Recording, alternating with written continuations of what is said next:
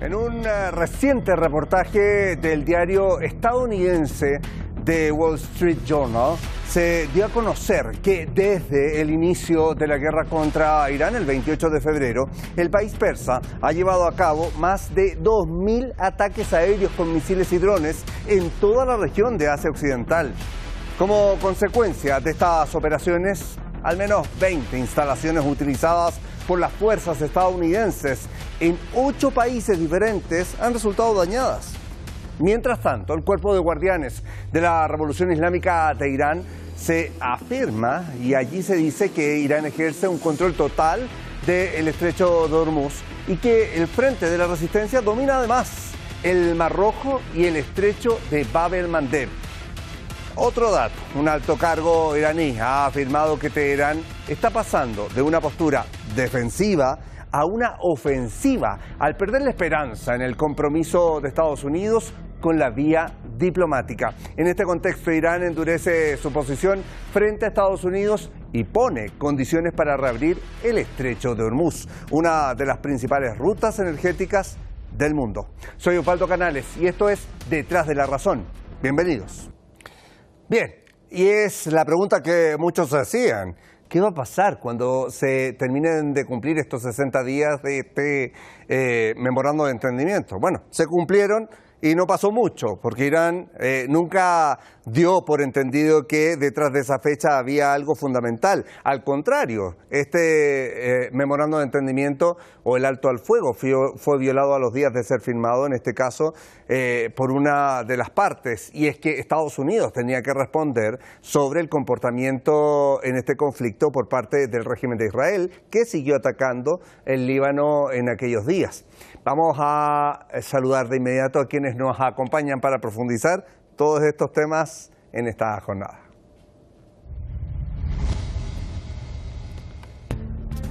En pantalla tenemos a Julio Gambina, economista, doctor en Ciencias Sociales desde Buenos Aires, la capital argentina.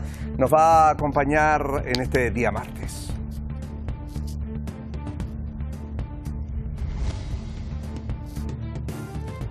Junto a él estará también Carlos Santamaría, analista político, científico social, doctor en Ciencias de la Educación y creador de la Humanología.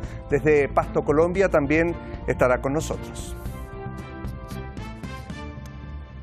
Bien, y me queda saludarlos en directo. Ya están en nuestro wall y están obviamente en este enlace. Julio Gambina, gusto de saludarte. Gracias por contestar nuestra llamada. ¿Cómo estás? ¿Qué tal? Un gusto grande por compartir con ustedes y el colega. Bien, y efectivamente vamos a saludar también a Carlos Santamaría. Días complejos en Colombia son los que se han atravesado y se están atravesando actualmente, obviamente con todas las labores tras el terremoto, así que también agradecerle porque se dé el tiempo de estar con nosotros. Carlos, un fuerte abrazo, bienvenido a Detrás de la Razón. ¿Cómo estás tú? Con gran compromiso con Colombia, su proyecto, compromiso con ustedes, Osvaldo, y un abrazo grande a Julio que nos acompaña hoy día. Bien, y los voy a llevar rápidamente a que revisemos, veíamos, a ver, hay temas de plazos, hay temas de cambio de estrategia que vamos a empezar a profundizar, y aprovecho de comenzar contigo, Carlos. Hace aproximadamente una semana el diario estadounidense de Wall Street Journal publicó un reportaje con los siguientes datos y que se ha llevado a cabo. Dice que más de 2.000 ataques aéreos con misiles, con drones en toda la región de Asia Occidental, Irán los llevó a cabo desde el 28 de febrero. Al menos 20 instalaciones utilizadas por las fuerzas militares estadounidenses en 8 países diferentes resultaron con daños, y daños serios en algunos casos. Carlos, ¿a qué expuso el presidente Donald Trump y a todo su poderío frente a la región de Asia Occidental? Porque allí hay un tema que no es menor. Los países buscaban protección de Estados Unidos, no ser el escudo de Estados Unidos en este tipo de casos tan complejos como es una guerra, ¿no? Exactamente los expuso primero a la verdad. ¿Cuál es la verdad? Que nunca Estados Unidos ha sido tan poderoso como a través de sus medios, como Hollywood, las películas lo mostraron. Eso era absolutamente falso. Segundo, expuso que las victorias que ellos han tenido siempre han sido contra gobiernos débiles. En América Latina organizaron golpes de Estado siempre teniendo una ventaja extraordinaria. Pero además, hoy han sido expuestos de que son incapaces de ganar a un país que se pone fuerte, digno y realmente también fortalecido por su pueblo. Allí no pueden ganar ni lo harán. Por eso se ha demostrado claramente que sus estrategias de ataque a Irán y a la región no tienen científicos militares, tienen simplemente especuladores y gente que hace destrucción a través de sus acciones. Por eso no pueden proteger a ninguno de los reinos del Golfo, ni a Jordania tampoco. Es decir, hoy lo más importante es que han expuesto a estas naciones a una reflexión profunda. ¿Qué camino vamos a tomar? ¿El camino de sentirnos defendidos por Estados Unidos, que nos miente y nos engaña y no nos protege? ¿O el camino de la umma, de la unidad islámica, que es donde está el presente y el porvenir de estas naciones? Ahora, Carlos, muy breve, pero sin duda que llama poderosamente la atención que no se habla de uno ni de dos, son 8 países los que se vieron involucrados en toda esta respuesta de Irán y que sin duda tendrían que pasarle factura, en este caso, al propio Estados Unidos, porque más allá de haberse atacado las bases, también quedaron expuestos o se dio a entender la vulnerabilidad que tienen frente a los ataques. Exactamente, por eso es la reflexión. Ellos no lo habían tenido, no sabían el camino que debían tomar.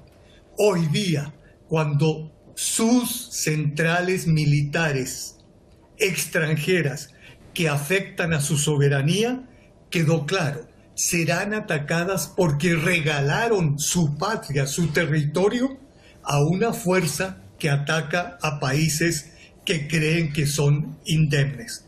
Realmente la reflexión es un avance inmenso, porque hoy sí se están planteando qué camino deberán tomar. Bien, y voy con el profesor Gambina, sobre todo en economía, porque aquí de cuentas alegres, Julio, nada. Ni hablar, obviamente, de todas las pérdidas que ha enfrentado Estados Unidos con estas derrotas militares, pero también en lo económico. Las pérdidas ocasionadas hasta ahora a los equipos o instalaciones militares de Estados Unidos ascienden a más de 13.000 millones de dólares, de acuerdo también a lo que dio a conocer este mismo medio, de Wall Street Journal. ¿Es el costo que debe asumirse por la guerra o es un despilfarro, como también se habla popularmente, de dinero que no puede o que no pudo evitarse literalmente? Porque hoy día Estados Unidos y todo su equipo tienen que responder, y allí es, ¿quién asume todo este costo, Julio? Mira, creo que son las dos cosas en simultáneo. Por un lado, es un costo militar asumido. Estados Unidos es el gasto militar número 1 del mundo. Le lleva una distancia muy importante al segundo, que es China. Yo te diría que los inmediatos seguidores en el gasto militar a Estados Unidos, ni juntando los 3 o 4 presupuestos militares que le siguen, alcanzan al presupuesto de Estados Unidos. O sea que es un costo asumido para mantener una hegemonía política, económica, militar que se encuentra debilitada.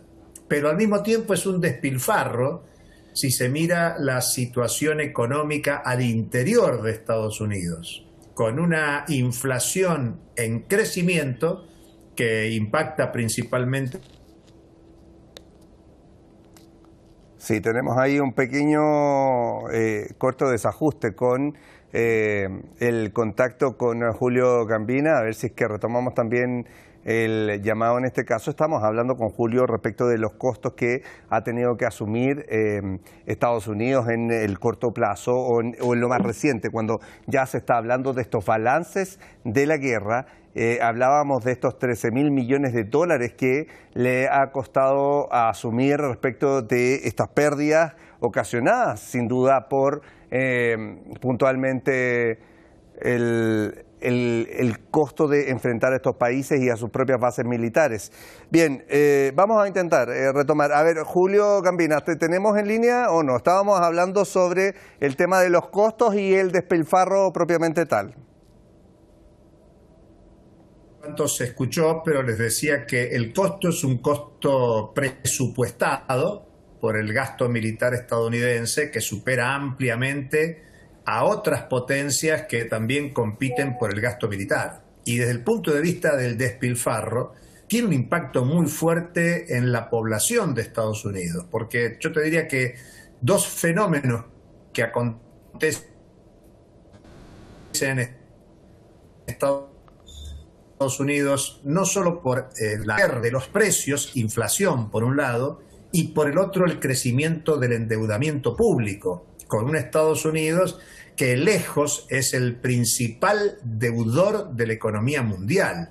Y claro, esas dos situaciones son derivadas de ese despilfarro que supone una política exterior agresiva que lleva adelante Estados Unidos para apoyar causas que potencian, según la lógica estadounidense, la dominación imperialista de Estados Unidos. Por eso yo me animo a decirte que hay que ver los dos temas en conjunto. Por un lado, se asume un costo deliberado, pensando que el gasto militar sostiene la hegemonía del dólar, la hegemonía financiera, la hegemonía política diplomática de Estados Unidos, tal como se ha concebido el sistema mundial en las últimas décadas, y por otro lado se descarga sobre el pueblo estadounidense el costo de este despilfarro. Y claro, por ser Estados Unidos una potencia hegemónica, esa inflación estadounidense impacta en la economía mundial con suba de precios internacionales, entre otros el del petróleo. Así que tiene impacto en la economía estadounidense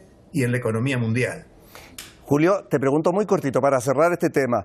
Estados Unidos, en una palabra muy común usada, se farrió la oportunidad de poder prolongar un tiempo más, de forma más universal, el uso del petrodólar con haber seguido sus ataques. No estuvo allí una mala jugada al mismo tiempo dentro del dar y recibir, tratar de sostener este dólar que finalmente hoy día cada vez tiene menos adherentes al momento de hablar del comercio internacional. Eso te lo pregunto muy breve. No, es evidente que no le salen todas las medidas que Estados Unidos impulsa, y que Arabia Saudita haya abandonado el acuerdo de la venta en dólares de su petróleo.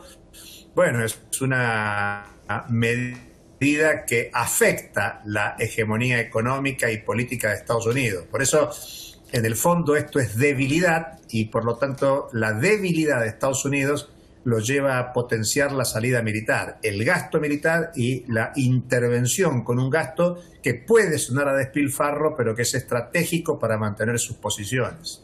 Bien, me parece. Los quiero llevar a ambos a revisar lo siguiente. Una declaración en este caso del presidente de Irán, Masoud Pezeshkian, que afirmó que sin duda la resistencia y la unidad, además de la esperanza, son claves para hacer frente a una creciente presión y amenaza extranjera. Quiero que revisemos estas declaraciones publicadas en la red social X y otras más hechas en las recientes horas. Irán endurece su discurso frente a Estados Unidos y advierte que no está dispuesto a ceder ante las presiones externas. El presidente de Irán, Masoud Pezeshkian, afirma que la resistencia, la unidad y la esperanza son las claves para hacer frente a una creciente presión y amenazas extranjeras. En un mensaje centrado en la memoria de los iraníes que estuvieron en cautiverio durante la guerra, Pezeshkian destaca el sacrificio y la dignidad de quienes soportaron el sufrimiento sin renunciar al honor de Irán. En paralelo, el canciller iraní Sayed Abbas Araghchi condena el ataque contra la oficina del primer ministro de la región del Kurdistán iraquí, Masroor Barzani. Araghchi pide a los kurdos mantenerse alerta ante posibles operaciones de falsa bandera destinadas, según sus palabras, a generar divisiones entre países vecinos. El ministro recuerda además la cooperación de Irán con los kurdos frente al régimen baasista de Saddam Hussein, así como el grupo terrorista de Daesh. Desde el Parlamento iraní, el portavoz de la Comisión de Seguridad Nacional y Política Exterior, Ebrahim Rezai, responde directamente al discurso del presidente estadounidense Donald Trump en cuanto al estrecho de Hormuz. Rezai sostiene que Irán no se someterá y asegura que cualquier rendición corresponderá a quienes terminan huyendo con humillación. Mientras tanto, en Estados Unidos, el senador demócrata Chris Murphy ofrece una lectura muy diferente.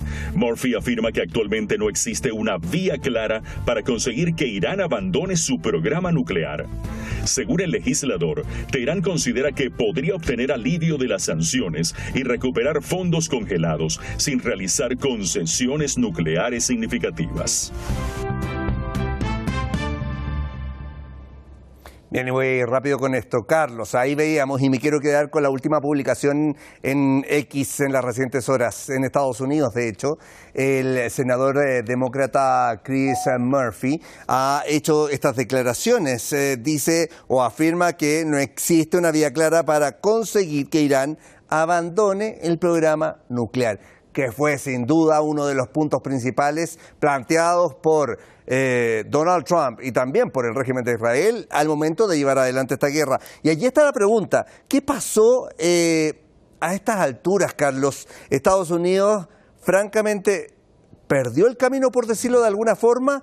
¿O qué está planeando? Hablo de los objetivos, porque aquí los objetivos, todo el mundo dice, no se cumplieron y no se han cumplido y no tienen vista de cumplirse. Julio dijo algo muy interesante. Un presupuesto dilapidado, con supuestos estrategas militares y políticos totalmente fuera del camino, que lograron que todos sus objetivos fueran fallidos. Y entonces Murphy, que no conoce mucho del tema, dice, ¿qué tenemos que hacer ahora? Es muy claro lo que tienen que hacer y deben tomar la decisión, aceptar que fueron derrotados, que su camino fue erróneo y que no se puede seguir en el mundo haciendo destrucción y genocidios. Por eso el tema nuclear todavía lo siguen manejando como un mito. Ya tenemos dos acciones de Irán claras. Primera, toda la energía nuclear será utilizada para el desarrollo bondadoso para los pueblos, en economía, en educación, en industrialización, en desarrollo energético. Y segundo, lo nuclear está hoy día detenido porque hay un decreto sagrado que se produjo como efecto de esta visión humana de Irán. Entonces, todavía siguen hipócritamente, con maldad, porque no son confiables, diciendo que tienen que reducir esa energía nuclear de Irán. Lo que no han dicho jamás, y por eso son de doble faz, que Israel desde 1960 comenzó con su programa nuclear y hoy día tiene probablemente cerca de 400 ojivas nucleares. Por tanto, la única respuesta es muy clara. Ya Irán y muchos países del mundo no aceptan ese mito de la bomba nuclear. Y segundo, lo que aceptan es que Irán ha sido supremamente sobrio, claro, respecto a cómo utiliza esa energía nuclear. La conclusión es muy clara. Además de lo nuclear, quieren meter otro mico, como se le dice coloquialmente, que tampoco pueden tener misiles. Todos sus objetivos han sido fallidos y hoy día quien pone las condiciones, los caminos y la devolución del dinero no retenido, del dinero robado a Irán, tiene que ser efectivo. Irán decide y hoy día, incluso, quiero comentarlo acá, se está empezando a lanzar la idea de que Estados Unidos o Washington está pensando en otros caminos que más adelante los tocaremos. Bueno, y es que claramente hay varios puntos. Delante hablábamos con Julio respecto de esta inversión militar. También hay otros datos que se dan a entender, y es la caída de más de 200 aeronaves enemigas, incluidos drones, aviones tripulados. Se ha planteado también varias dudas sobre la opinión pública respecto a lo que está llevando adelante Estados Unidos o no, y ha provocado desestabilización del régimen sionista propiamente tal, que estaba apoyado en Estados Unidos desde un principio. Lo dijo esto el general de división Mostafa Asadi, subcomandante del Cuerpo de Guardianes de la Revolución Islámica de Irán. Y aquí está el punto, Julio. Se mezclan varios factores: estrategia, financiamiento, poderío. ¿Qué representa esto para el propio Estados Unidos cuando hablamos de esta potencia mundial que hoy día tiene déficit de armamentos, déficit para seguir enfrentando o amenazando, y no porque Donald Trump no lo quiera? Él lo han tenido que frenar diciéndole: hey, no tenemos la cantidad de Tomahawk, no tenemos los sistemas THAAD que se requieren para seguir amenazando con la magnitud que Donald Trump está acostumbrado a hacerlo desde el 28 de febrero. Mira, como dice Carlos, ha habido una estrategia, una hipótesis de guerra errónea por parte de Trump y el equipo que lo rodea, con confrontaciones incluso de jefes militares que han ido renunciando a la función, jubilándose anticipadamente, porque en el imaginario estaba que la incursión en Irán iba a ser parecida a la de Venezuela. Y recordemos que atrás de la invasión en Venezuela, prisión de Maduro, está el interés por la apropiación del petróleo y de la renta petrolera de la mayor reserva mundial de petróleo, que es Venezuela. Bueno, ellos imaginaron para Irán lo mismo. Y hay que pensar, sobre todo esto lo digo para el conjunto de la audiencia, que en este momento el interés global de Estados Unidos en el conflicto en Ucrania también estaba vinculado a una zona estratégica vinculada a la energía. Tanto el conflicto en Ucrania, la confrontación con Rusia, la incursión en Venezuela y esta asociación con Israel para ir sobre Irán tenía objetivos económicos, estratégicos muy profundos, y por lo tanto la hipótesis de Estados Unidos era que el peso militar con el que sostiene el peso económico y político iba a ser suficiente, una incursión rápida en Irán, y bueno, esta hipótesis no fue correcta, se encontró inesperadamente con una respuesta que afectó no solo a la relación bilateral de Estados Unidos con Irán, sino que impactó en toda la región, como venimos conversando en este momento. Y por lo tanto, lo que se discute en el propio Estados Unidos es la capacidad que tiene Trump para liderar a Estados Unidos en este momento de declive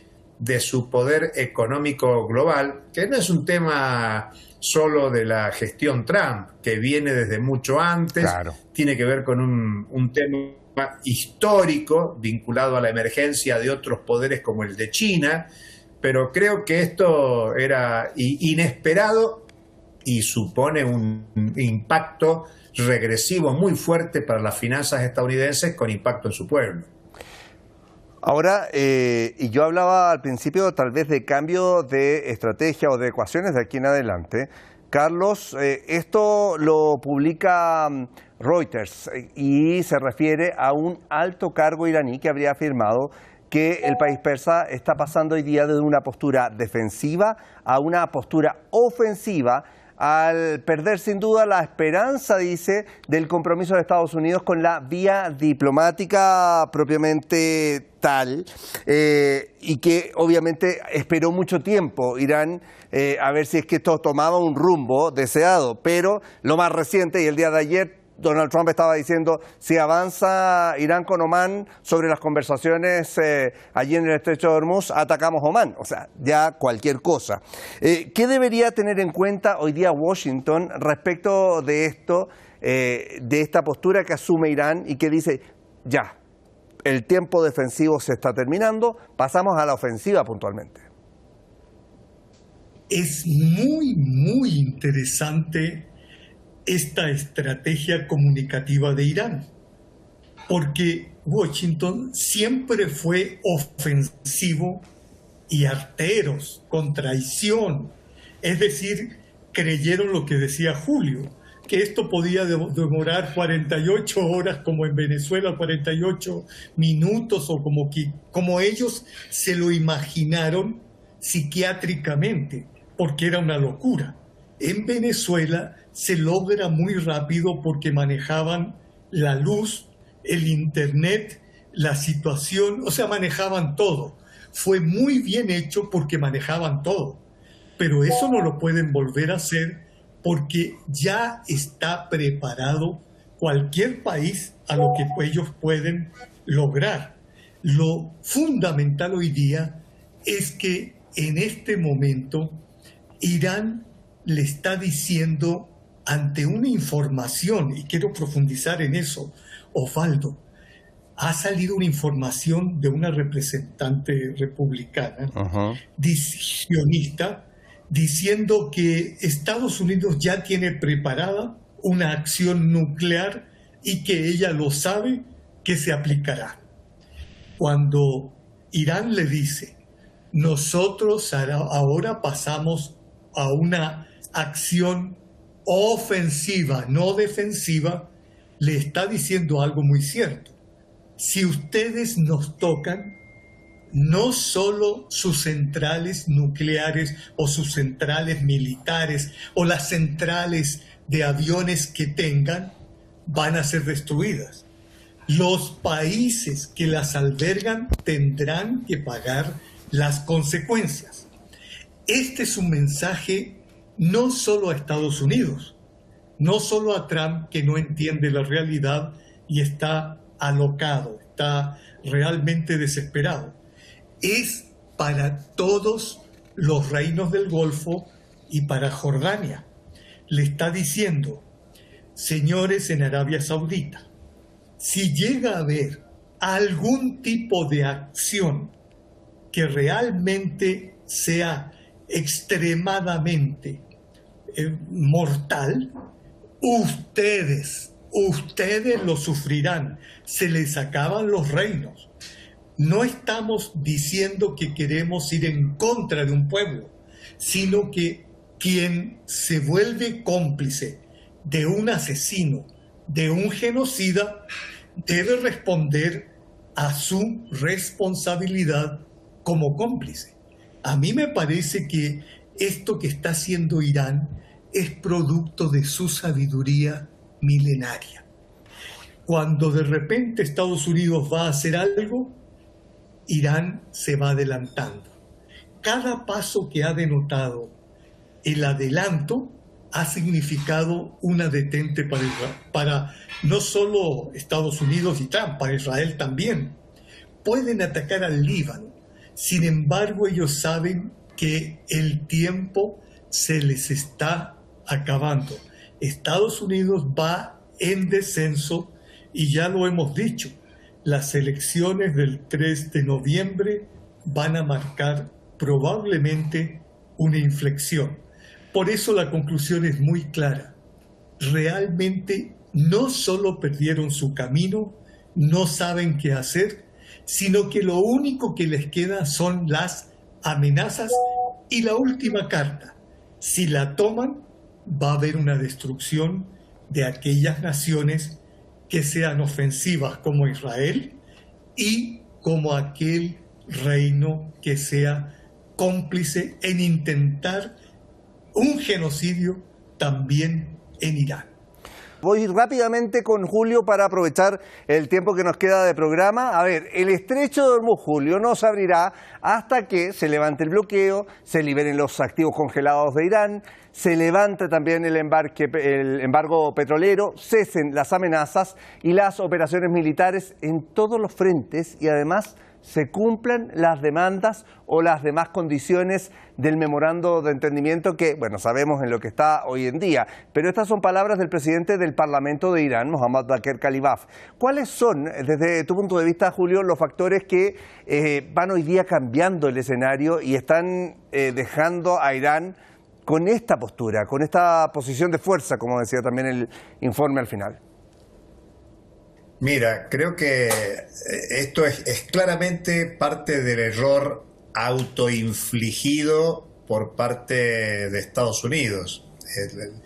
Las voces de Estados Unidos dicen: estamos logrando que el petróleo baje, porque el petróleo llegó a estar cerca de $120 el barril y ahora está en 90, pero antes del ataque estaba a 60, con lo cual lo que hay e impacta en la economía mundial es que hubo un incremento de prácticamente el 50% del precio del barril del petróleo.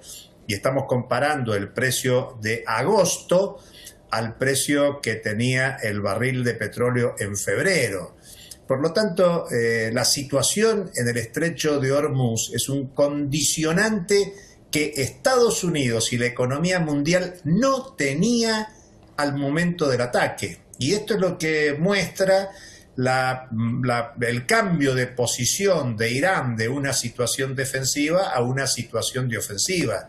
Ha cambiado la relación bilateral, ha cambiado el peso que tiene Irán para condicionar el tránsito de una parte muy importante del petróleo mundial. Y claro, desde Estados Unidos se dice, bueno, pero esto afecta principalmente a China, que era el principal receptor del petróleo que transitaba por el estrecho de Hormuz. Sin embargo, China está en un proceso de transición energética acelerada, cosa que Estados Unidos reniega, porque la apuesta de Trump es a los hidrocarburos contra la transición energética, y hoy China está mostrando un avance en fuentes alternativas de desarrollo energético, principalmente el tema de la energía eléctrica, cuando hoy la crisis energética mundial no es tanto el petróleo, sino la electricidad. Por lo tanto, las decisiones estratégicas que está tomando Estados Unidos, no solo en el plano militar, sino en el plano económico y productivo, están mostrando que lo que afianza es el deterioro de la posición dominante de Estados Unidos, y eso le genera mejores condiciones, no solo a Irán, sino a todos. Claro, ahí teníamos, hablando de la... Ahí sí, justo se me había cortado, Julio, pero alcanzamos a entender la última idea. Y claro, es Irán el que está pendiente de fortalecer también esta imagen que ya se vio bastante mejorada, producto de la propia guerra y responsabilidad del propio Estados Unidos. Hoy día Irán no es el mismo a la visión que tenía el mundo de Irán previo al 28 de febrero. Ha cambiado, digamos, en 180 grados literalmente. Carlos, voy a parte de la región también. En Irak, la resistencia Kataeb Hezbollah ha también establecido y exige la retirada completa de las fuerzas estadounidenses como condición para avanzar, dicen, un acuerdo con Bagdad sobre las armas. Ya hace unos días nosotros veíamos también cómo el primer ministro iraquí aseguraba que estando en una reunión con el jefe del Comando Central de Estados Unidos, estoy hablando del general Brad Cooper, decía que el plazo terminaba el 30 de septiembre y que para el 1 de octubre la realidad de Irak tendría que ser otra, así de simple. ¿Qué señales hay de aquí en adelante con esta necesidad de los países de la región de la retirada de las tropas estadounidenses? Osvaldo, Julio abrió una brecha bien importante. Es que el memorándum de entendimiento fue una trampa que quiso hacer Estados Unidos a Irán. Y resultó que ellos creían, por su complejo de inferioridad, que sus negociadores iban a engañarlos. Y resulta que la capacidad cognitiva que tienen es tan pequeña que no entendieron que ahora Irán está diciendo el memorando de entendimiento deben cumplirlo todo. Ese es el requisito. O sea, de una o dos circunstancias, hoy día tenemos 14. Entonces, aquí ya se ve cómo Irak está entendiendo la realidad, porque ellos no olvidan que Irán apoyó al pueblo iraquí en contra de ese dictador que fue Saddam Hussein, que era un torturador de su pueblo, y además no olvidemos a Soleimani y no olvidemos a al-Muhandis, que fueron trágicamente asesinados por defender al pueblo de Irak contra Daesh, los cortacabezas, esos terroristas. Entonces, cuando Kataeb Hezbollah dice, aquí estamos nosotros, se presenta ya una fecha. El 30 de septiembre es la huida final de Estados Unidos. Y además, la señal más importante es que Irak empieza a definir su camino junto con ¿quién? Con Irán, como hermanos. Y obviamente ya entienden que las falsas banderas continuarán en Irak, porque ese ataque a los kurdos indica una desesperación total. ¿Qué querían hacer? Que los kurdos pidieran que Estados Unidos continúe. Pero ya Irán ha hecho un trabajo profundo e Irak diciéndole a los kurdos, ¿cuál es su camino? ¿Pedirle ayuda a Daesh o pedirle ayuda a los iraníes, que son los que realmente permiten la unidad en fortaleza y en equilibrio en la región? Por eso pienso que la conclusión más importante es que hoy día Irán e Irak se van uniendo en el mismo camino y las fuerzas estadounidenses van huyendo rápidamente. Claro, y como tú dices, Carlos, también es la dinámica de Estados Unidos, que es desestabilizar los países en la interna. Lo intentó hacer con Irán también, y que finalmente no le está dando resultados. Es como seguir buscando cambios haciendo lo mismo. Eso es la dinámica que tiene Estados Unidos y que le está jugando bastante en contra. Julio, la oposición a la política militar, sin duda, de Washington también se hace visible, y nos vamos a ir a otro punto, pero también es súper importante. Corea del Sur. Allí en Seúl, manifestantes protestaron frente a la embajada estadounidense contra los ejercicios militares conjuntos entre Corea del Sur y Estados Unidos. Y allí está esta pregunta: ¿qué se debe entender o qué debe entender el propio Trump respecto de lo que está generando la imagen de Estados Unidos en los distintos territorios a nivel de ciudadanía? Y obviamente la ciudadanía es la que posteriormente empuja la política. Exactamente, creo que esa es una novedad muy importante, que haya movilizaciones sociales. En el caso de Corea del Sur es tremendamente importante porque muestra la negativa en todo el mundo al carácter ofensivo, genocida de la política de Estados Unidos. Y yo no subestimo que al interior de Estados Unidos hay movilizaciones y mucha opinión pública crítica por el seguidismo de Estados Unidos al Estado de Israel, en una creencia de que Estados Unidos se involucró en la situación en Irán, arrastrado por Israel, por mantener una lógica de preeminencia y ofensiva en la región, y podríamos decir que el tiro le está saliendo por la culata y por lo tanto tiene una crítica social al interior de Estados Unidos y en otros países del mundo. Esto de Corea es un tema muy importante, que en la situación de debilidad económica de la potencia militar estadounidense, con las pérdidas militares que va teniendo, hace que se ponga en duda la estrategia y, como dice Carlos, claro, con un horizonte tan cercano de la elección de Trump en noviembre de medio término, bueno, pone muchas dudas sobre el peso que puede tener Estados Unidos hoy para sostener su política de dominación global. Bien, y para avanzar en los últimos dos puntos, vamos a hacer rápido esto. Carlos, te pido también tiempo más breve para alcanzar. Un análisis publicado por Foreign Affairs plantea un cambio en el papel de Estados Unidos en Asia Occidental, por eso es importante. Según los medios estadounidenses, la incapacidad de Washington para apoyar a sus aliados en el Golfo Pérsico destruyó un acuerdo que justificaba la presencia de bases militares en la región. ¿Qué hay que concluir de esto, Carlos? Hay una gran lección y una gran reflexión. La gran lección es que hoy día Estados Unidos no puede proteger a nadie porque lo que siempre hace es ser experto en demolición, demuele a las naciones. Por tanto, en este momento Estados Unidos cada día, pese a los medios masivos de desinformación, va en su caída muy rápida y hoy hay unas posibilidades hacia el mundo multipolar.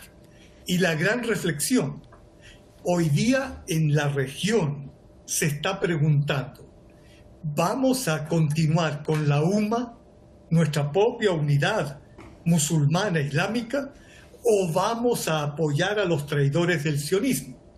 Por eso se ha intentado desde el occidente decir que se crea la OTAN musulmana, Pakistán, Arabia Saudita y Turquía. No, ese es otro fenómeno que tendrá que resolverse en la región.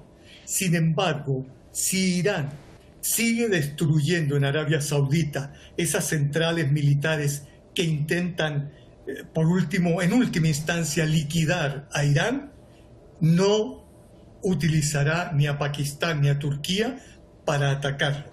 Esa es una alianza diferente. Por eso, la gran lección, Estados Unidos va en huida, y la gran reflexión, el camino es desechar a los traidores sionistas.